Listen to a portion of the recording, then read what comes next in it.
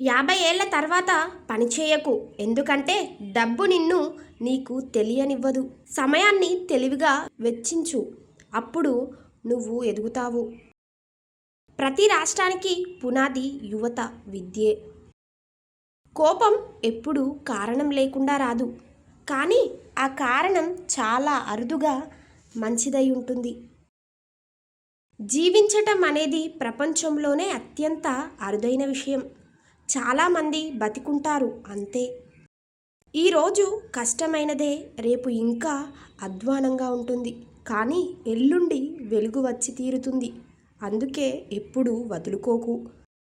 పక్షి నేలపై నుంచి ఎగిరి చెట్టుపై కూర్చున్నా కూడా అది ఇప్పటికీ నేలపైనే ఉన్నట్టు.